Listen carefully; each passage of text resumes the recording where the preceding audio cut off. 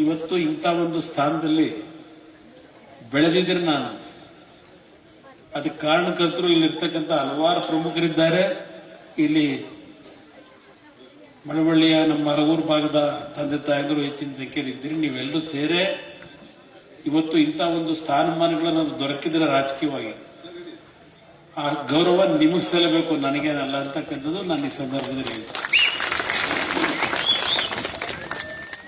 ಇವತ್ತೊಂದು ಒಳ್ಳೆ ಉದ್ದೇಶದಿಂದ ನಮ್ಮ ಗ್ರಾಮೀಣ ಪ್ರದೇಶದ ಒಂದು ಆರೋಗ್ಯದ ತಪಾಸಣೆಯನ್ನ ಮಾಡ್ತಾ ಇರತಕ್ಕಂಥದ್ದು ಬಹಳ ಒಳ್ಳೆಯ ಕೆಲಸ ಮಾಡಿದ್ದಾರೆ. ಕಾರಣ ಸರ್ಕಾರದ ವತಿಯಿಂದ ನಾವು ಎಷ್ಟೇ ಆಸ್ಪತ್ರೆಗಳನ್ನು ಕಟ್ಟಿದ್ರು, ಎಷ್ಟೇ ನಾವು ಆರೋಗ್ಯ ಇಲಾಖೆಯಲ್ಲಿ ಕಾರ್ಯಕ್ರಮಗಳನ್ನು ಕೊಡ್ತಾ ಇದ್ದೇವೆ ಅಂತಕ್ಕಂಥದ್ದು ಹೇಳಿದ್ರು, ಸರ್ಕಾರದ ಆಸ್ಪತ್ರೆಗಳಲ್ಲಿ ಹಲವಾರು ನ್ಯೂನತೆಗಳನ್ನು ಕಾಣ್ತಾ ಇದ್ದೇವೆ. ಬಹುಶಃ ಕಳೆದ 3-4 ತಿಂಗಳಿಂದ ನೀವೆಲ್ಲ ಗಮನಿಸಿದ್ದೀರಿ. ರಾಜ್ಯದಲ್ಲಿ ಹಲವಾರು ಭಾಗದಲ್ಲಿ ಸುಮಾರು 370ಕ್ಕೂ ಹೆಚ್ಚಿನ ಕುಟುಂಬದಲ್ಲಿ, ಅದು ವಿಶೇಷವಾಗಿ ಬಳ್ಳಾರಿ, ರಾಯಚೂರು, ದಾವಣಗೆರೆ, ಶಿವಮೊಗ್ಗ, ಬೆಳಗಾವಿ ಈ ಹಲವಾರು ಭಾಗದಲ್ಲಿ ನಮ್ಮ ತಾಯಂದಿರು ಗರ್ಭಿಣಿಯರಾಗಿ ಬಾಣಂತಿಯರಾಗ್ತಕ್ಕಂಥ ಸಂದರ್ಭ, ಮಗುವನ್ನ ಜನ್ಮ ಕೊಡಬೇಕಾದ್ರೆ ಮಗುವಿಗೆ 370ಕ್ಕೂ ಹೆಚ್ಚಿನ 600 ಚಿಲ್ಲರೆ ಇವತ್ತು ಸಾವು ನೋವುಗಳು, ತಾಯಿ ಮತ್ತು ಮಗುವಿನ ಸಾವು ನೋವುಗಳಾಗಿದೆ. ಇಷ್ಟೆಲ್ಲ ಆದರೂ ಸರ್ಕಾರದಲ್ಲಿರ್ತಕ್ಕಂಥ ಮಂತ್ರಿಗಳಿಗೆ ಕನಿಷ್ಠ ಸೌಜನ್ಯಕ್ಕಾದರೂ ಈ ರೀತಿಯ ಒಂದು ಘಟನೆ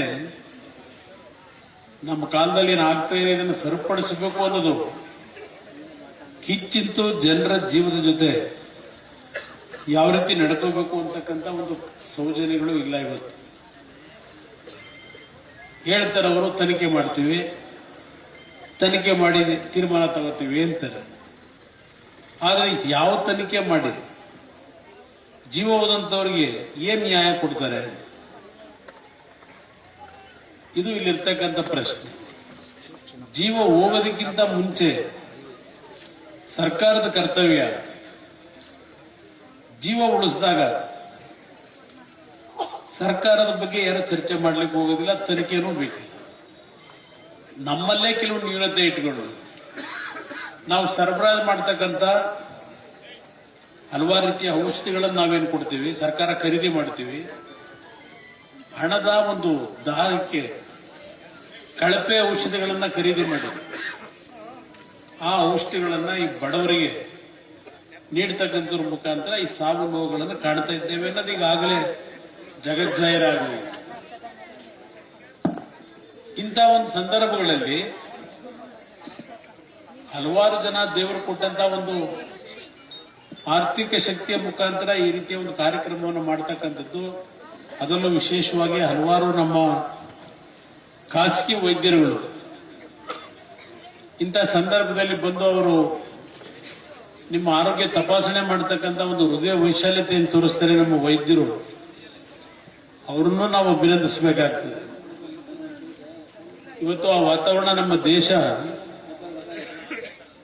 ವಿಶ್ವಕ್ಕೆ ಪೈಪೋಟಿ ಕೊಡ್ತಾ ಇದ್ದೇವೆ. ಈಗ ಒಂದು ಕಡೆ ಆರ್ಥಿಕವಾಗಿ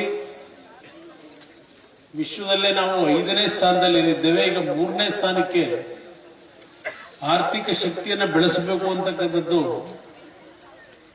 ಕೇಂದ್ರ ಸರ್ಕಾರದಲ್ಲಿ ಇವತ್ತೇನು ದೊಡ್ಡ ಮಟ್ಟದಲ್ಲಿ ಚರ್ಚೆಗಳು ನಡೀತಾ ಇದೆ.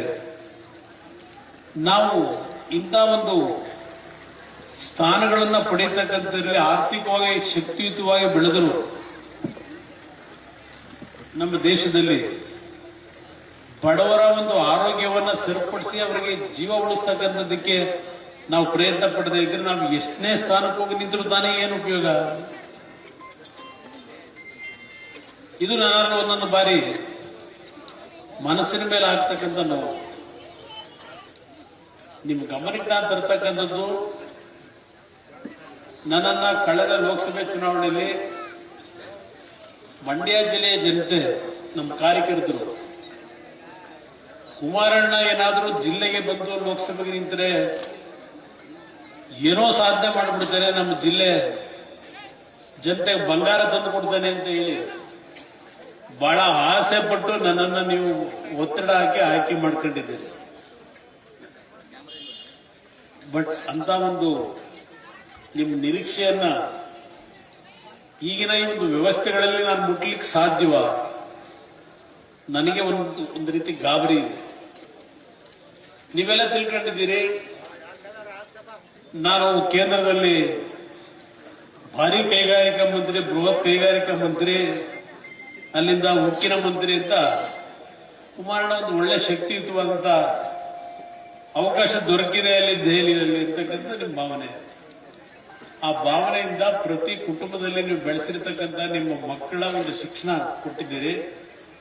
ಇವತ್ತು ಉದ್ಯೋಗದ ದೊಡ್ಡ ಸಮಸ್ಯೆಯನ್ನು ನಾವು ಎದುರಿಸ್ತಾ ಇದ್ದೇವೆ.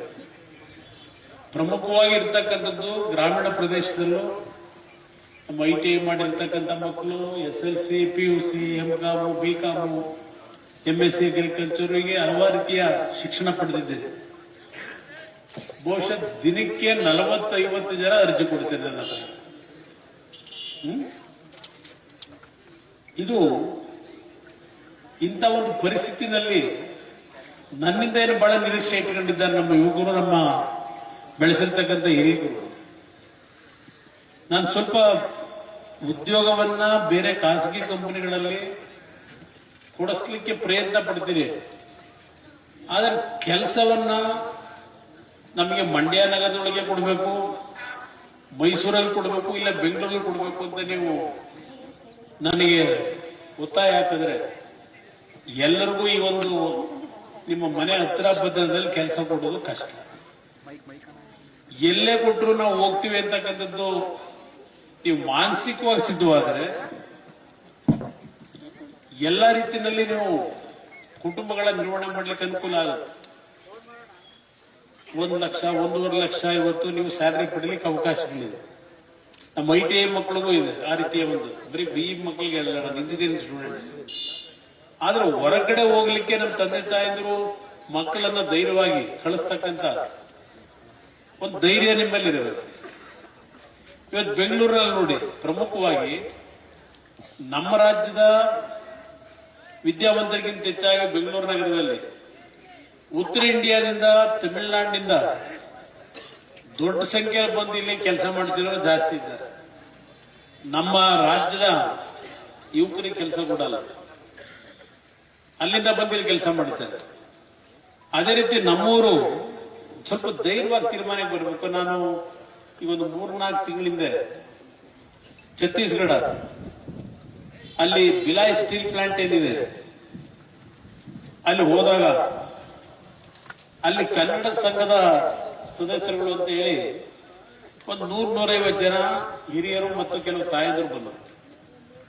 ಅವ್ರ ಮಕ್ಕಳೆಲ್ಲ ಇವತ್ತು ವಿದೇಶಗಳಲ್ಲಿ ಬೇರೆ ಬೇರೆ ಭಾಗದಲ್ಲಿ ಕೆಲಸಕ್ಕೆ ಹೋಗಿದ್ದಾರೆ. ಈಗ ಅವರೆಲ್ಲ ಹಿಂದೆ 35-40 ವರ್ಷದಿಂದ ಅಲ್ಲಿ ಹೋಗಿ ಕೆಲಸಕ್ಕೆ ಸೇರಿ ನಿವೃತ್ತಿ ಹೊಂದಿದ್ದಾರೆ ಅವರೆಲ್ಲ. ಆದ್ರೆ ಅವರು ಅಲ್ಲೇ ಈಗ ನೆಮ್ಮದಿಯನ್ನು ಬದುಕ್ತಾ ಇದ್ದಾರೆ.